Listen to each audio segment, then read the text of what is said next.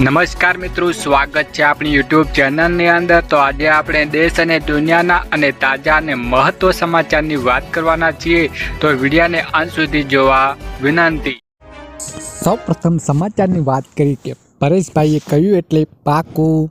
ગુજરાતમાં આગામી 7 દિવસ સાર્વત્રિક વરસાદની આગાહી કરવામાં આવી છે અને 4 સપ્ટેમ્બર રાજ્યમાં ભારે વરસાદની આગાહી કરાઈ છે અને low pressure upper air solution અને મોન્સૂન ટ્રફ સક્રિય હોવાની વરસાદની આગાહી કરવામાં આવી છે। 48 કલાક બાદ રાજ્યમાં વરસાદની તીવ્રતા વધશે અને 7 દિવસની હળવાતા મધ્ય વરસાદની આગાહી કરવામાં આવી છે અને રાજ્યના માછીમારોને દરિયા ન ખેડવા સૂચના અપાઈ દીધી છે અને તેના કારણે 4 થી 8 સપ્ટેમ્બર દરમિયાન અમુક વિસ્તારોમાં 10 થી 12 ઇંચ વરસાદ અને 12 થી 15 ઇંચ અમુક વિસ્તારોમાં 15 ઇંચ વિસ્તારોમાં પણ વધુ વરસાદ પડવાની સંભાવના છે। વધુ આગળ વાત કરીએ કે રાશન કાર્ડનો નવો નિયમ લાગુ। સરકાર રાશન કાર્ડ ધારકો માટે કેટલાક નવા નિયમો લાગુ કરી રહ્યા છે અને જેનો સીધો ફાયદો રાશન કાર્ડ ધારકોને થશે અને દેશના ગરીબો અને આર્થિક રીતે નબળા લોકોને આયોજન લાભ થઈ શકે છે અને આ માટે સરકાર 1 સપ્ટેમ્બર 2025થી રાશન કાર્ડના 8 મહત્વપૂર્ણ ફેરફારો કરવામાં જઈ રહી છે અને જેથી તેમને એક મોટી ભેટ પણ મળી શકે છે, જેનો સીધો લાભ લાભાર્થીઓને થશે। વધુ આગળ મહત્વની વાત કરી કે રાશન કાર્ડનો નવો નિયમ લાગુ। રેશન કાર્ડ ધારકોને દર મહિને 5 કિલો મફત અને ચોખા અને ઘઉં આપવાની જોગવાઈ કરી છે અને 1 સપ્ટેમ્બર 2025થી અમલમાં કરવામાં આવશે। એટલે કે ચોખા 3 કિલો પ્રતિ કિલો અને 2 કિલો ઘઉં અને અનાજ 1 પ્રતિ કિલો જાહેર કરવામાં આવ્યો છે। 1 સપ્ટેમ્બરથી તમામ રાજ્યોમાં એક રાષ્ટ્ર એક રાશન કાર્ડ આવરી લેવામાં આવી રહ્યો છે અને કામદારોને રાશન કાર્ડ દ્વારા એક રાષ્ટ્ર અને એક રાશન કાર્ડનો લાભ આપવામાં આવે છે અને રાશન કાર્ડ ધારકોને પ્રધાનમંત્રી ઉજ્જવલા યોજના હેઠળ સસ્તા દરે એલપીજી ગેસ સિલિન્ડર પર આપવામાં આવશે। વધુ આગળ વાત કરી કે રાશન કાર્ડનો નવો નિયમો લાગુ। આયુષ્માન ભારત યોજના હેઠળ પ્રાથમિકતા આપવામાં આવશે। આનો ઉપયોગ સરકારી યોજનાઓ અને જરૂરી દસ્તાવેજો તરીકે કરવામાં આવશે અને રાશન કાર્ડ ધારકોને પીએમ જીવન જ્યોતિ વીમા યોજના હેઠળ 20,000 રૂપિયા સુધીની જીવન અકસ્માત વીમો મળશે। આ અંતર્ગત બાળકોને શિક્ષણ અને શિષ્યવૃત્તિ પણ આપવામાં આવશે। વધુ આગળ મહત્વની વાત કરીએ કે ગુજરાતમાં વીજળી સસ્તી ફ્યુઅલ સરચાર્જની ઘટાડો। ગુજરાત સરકારે વીજળી અને ફ્યુઅલ સરચાર્જમાં યુનિટ દીઠ 15 પૈસાનો ઘટાડો કરવાની જાહેર કરી છે અને હવે આ દરે 245 ઘટીને 230 રૂપિયા થશે અને જેનાથી 100 યુનિટ વપરાશ પર ગ્રાહકોને 15 રૂપિયાનો ફાયદો થશે અને આ ઘટના 1 જુલાઈ 2025થી લાગુ થશે અને ફક્ત સરકારી વીજ કંપનીઓને જ લાગુ પડશે, જેના 18 મહિનામાં ત્રીજો ઘટાડો છે, જેનાથી કુલ 1.5 રૂપિયાની બચત થઈ છે। વધુ આગળ મહત્વની વાત કરીએ કે ભાવનગર ખેડૂતો માટે ખુશખબરના ઓક્ટોબર 2024ના પાક નુકસાન માટે કૃષિના રાહત પેકેજ જાહેર। ભાવનગર જિલ્લાના ખેડૂતો માટે રાહતના સમાચાર આવ્યા છે અને ઓક્ટોબર 2024માં થયેલા ભારે વરસાદને કારણે કપાસના પાકને થયેલા નુકસાન માટે રાજ્ય સરકાર દ્વારા કૃષિ રાહત પેકેજ કપાસ ઓક્ટોબર 2024થી જાહેર કરવામાં આવ્યો છે અને આ પેકેજ ભાવનગર જિલ્લાના મહુવા, સિહોર, ઘોઘા અને ઉપરાળા તાલુકાના અસરગ્રસ્ત ગામોમાં સમાવેશ કરવામાં આવ્યો છે અને આ નિર્ણયથી પાકને નુકસાનને વેઠનારા હજારો ખેડૂતોને આર્થિક સહાય પણ મળે છે। અરજીની પ્રક્રિયાને સમય મર્યાદા રાહતની પેકેજનો લાભ મેળવવા માટે ખેડૂતોએ તાત્કાલિક અરજી કરવાની રહેશે અને અરજી કર્યા પછી 2 સપ્ટેમ્બર 2025થી શરૂ થયેલા આગામી 15 દિવસ સુધી ચાલશે અને ખેડૂતે આ સમયગાળાના ડિજિટલ ગુજરાત પોર્ટલ પર ગ્રામ પંચાયતને ખાતે વીસી વિલેજ કમ્પ્યુટર એન્ટરપ્રાઇઝ મારફત ઓનલાઈન અરજી કરવાની રહેશે અને અરજી કર્યા બાદ કોઈપણ પ્રકારની ફી ચૂકવવાની રહેશે નહીં, એ જ મોટી રાહત છે। વધુ આગળ વાત કરીએ કે ગુજરાતના ખેડૂતો માટે કામના સમાચાર। કામ નહીં કર્યું હોય તો નહીં આવે પીએમ કિસાન સન્માન નિધિનો 21મો હપ્તો। પ્રધાનમંત્રી કિસાન સન્માન નિધિ યોજનાને આગામી એટલે કે 21મા હપ્તાની લાભ મેળવવા માટે ભારત સરકાર દ્વારા ખેડૂતોને આઈડી ફાર્મર રજિસ્ટ્રેશનની નોંધણી ફરજિયાત કરવાની રહેશે। રાજ્યના ખેડૂતોએ હજુ સુધી ફાર્મર રજિસ્ટ્રેશન શરૂમાં નોંધણી કરાવવાની બાકી હોય તેવા ખેડૂતોને સત્વરે ખેડૂત આઈડીની નોંધણી કરવાનો ખેડૂત નિયામક કચેરી દ્વારા અનુરોધ કરવામાં આવી રહ્યો છે। રાજ્યમાં બાકી રહેલા ખેડૂતોને સત્વરે ફાર્મર રજિસ્ટ્રેશન નોંધણી કરાવવાની રહેશે। તે માટે અત્યારે ગ્રામ્ય કક્ષાના ઝુંબેશ સ્વરૂપે નોંધણી કરવામાં આવી રહી છે. ખેડૂતોએ લાભાર્થીઓને સત્વરે નોંધણી કરાવવામાં ગામ તલાટી મંત્રી અથવા ગ્રામ સેવકોને સંપર્ક કરવાનો રહેશે. આ ઉપરાંત ખેડૂતોએ જાતે ઘરેથી મોબાઈલ એપ્લિકેશન માધ્યમ પર નોંધણી કરી શકે છે. એટલું જ નહીં, કોમર્સ સર્વિસ સેન્ટર્સ CSC અથવા ગ્રામ પંચાયત કોમ્પ્યુટર ઓપરેશન મારફતે પણ ખેડૂત નોંધણી કરી શકશે. વધુ આગળ વાત કરીએ કે 1 સપ્ટેમ્બરથી લાગુ થશે નવા નિયમો. દર મહિનાની જેમ સપ્ટેમ્બર 2025માં અનેક ફેરફારો થવા જઈ રહ્યા છે, જેની સીધી અસર સામાન્ય લોકોના ખિસ્સા પર પડી શકે છે. અને 1 સપ્ટેમ્બર 2025 ઘણા ફેરફારો અમલમાં આવ્યા હતા. તેનાથી તમામ ઘરના બજેટો અને દૈનિક ખર્ચ પર અસર પડી શકે છે. અને ચાંદીના હોમ માર્કેટિંગ લઈને SBI કાર્ડ પર વધેલા ચાર્જ, LPGના ભાવમાં ફેરફાર અને ATM ઉપાડ પર ચાર્જ અને ફિક્સ્ડ ડિપોઝિટ પર વ્યાજ દરમાં ફેરફાર થવાની શક્યતા રહી છે. વધુ આગળ વાત કરીએ કે CNG અને PNGના ભાવમાં ફેરફાર. ઘણીવાર એવું જોવા મળ્યું છે કે ઓઇલ કંપનીની 1 તારીખે CNG અને PNGના ભાવમાં ફેરફાર કરે છે. જો કે એપ્રિલ મહિનાથી આમાં કોઈ ફેરફાર થયો નથી અને CNG અને PNGના ભાવમાં છેલ્લો ફેરફાર 9 એપ્રિલના રોજ થયો હતો, જ્યારે મુંબઈ CNG PNGમાં 79.50 કિલો અને PNG રૂપિયાના 49 યુનિટ હતો અને 6 મહિનામાં વધારીને ચોથી વખત કરવામાં આવ્યા છે. વધુ આગળ મહત્વની વાત કરીએ કે ચાંદીની ખરીદી પર નવા નિયમો. સરકાર હવે સોનાની જેમ ચાંદીની વેચાણ અને ખરીદી અંગે કડક બનાવવા જઈ રહી છે.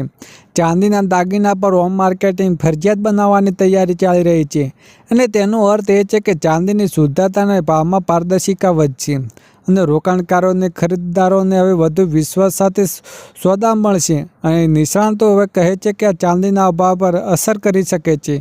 ચાંદીના દાગીના ખરીદવા અથવા રોકાણ કરવાની યોજના બનાવવાની રહેલા લોકો નવા નિયમો ધ્યાનમાં રાખવા જોઈએ.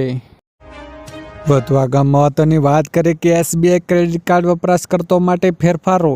1 સપ્ટેમ્બરથી SBI કાર્ડ ધારકો પર નવા ચાર્જ લાગુ થશે અને બિલ ચૂકવણી, ઇંધણ ખરીદી પર ઓઇલ ખરીદી દરમિયાન તમારે વધારાના ચાર્જ ચૂકવવા પડી શકે છે.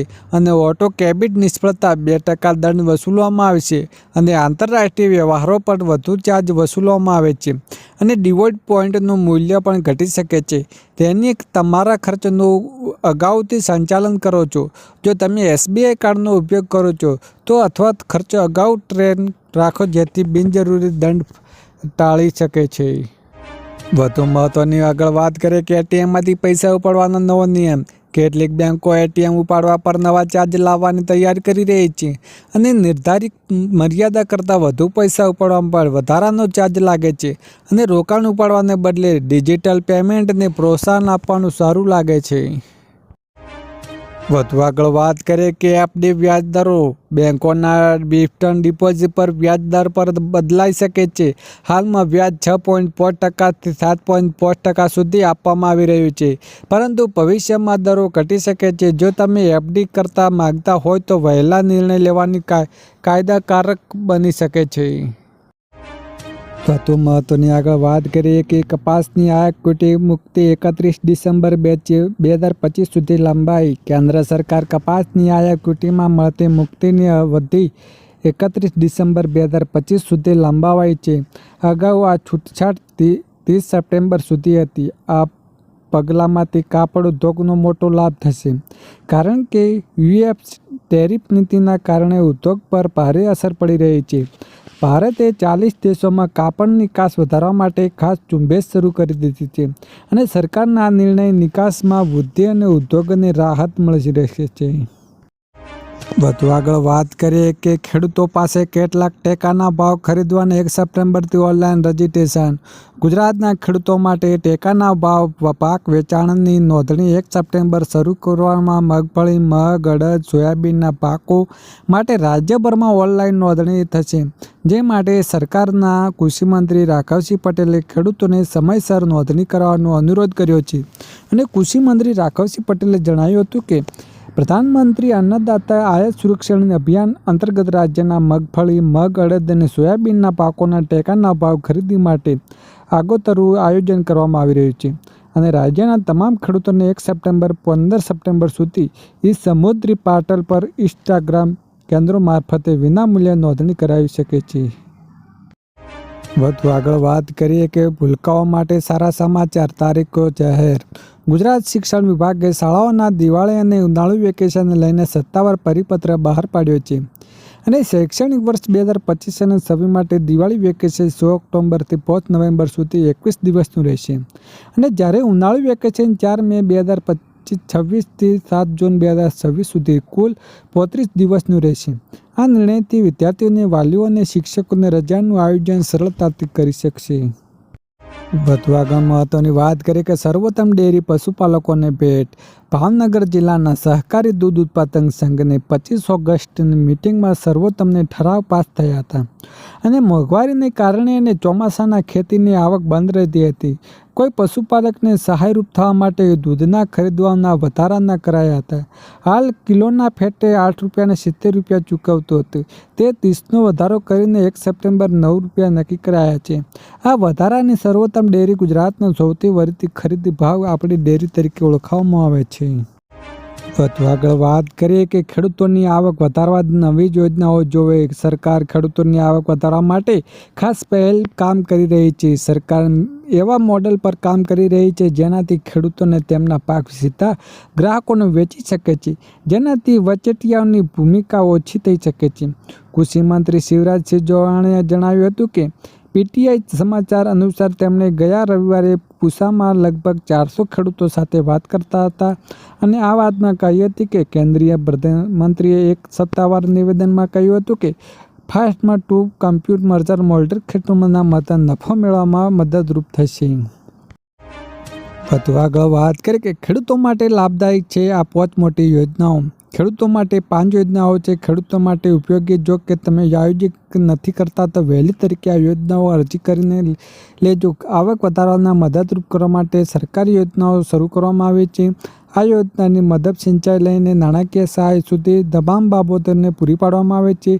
કિસાન ક્રેડિટ કાર્ડ યોજના 1998માં કેન્દ્ર સરકાર દ્વારા ખેડૂતોને તેમની હેઠળ કૃષિ માટે પર્યાપ્ત કેન્દ્રની યોજનાઓ હેઠળ ભારત સરકાર ખેડૂતોને કૃષિ માટે સરકારી સબસિડી રૂપે 4% રાહતદર કૃષિ લોન સાથે સહાય પૂરી પાડે છે. અત્યાર સુધી 2.5 કરોડનો યોજનાઓ લાભ લીધો છે.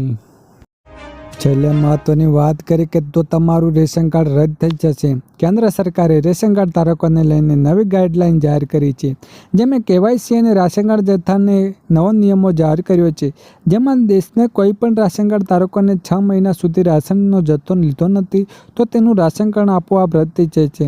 આના સિવાય સરકારે દર 5 વર્ષે કેવાયસી કરવાનો પણ આદેશ કર્યો છે. ખાસ કરીને રેશન કાર્ડ લઈને ચાલતી કાળા બજારને ડ્યુટીનો મુદ્દાઓ લઈને સરકારે આ નિર્ણય કર્યો છે.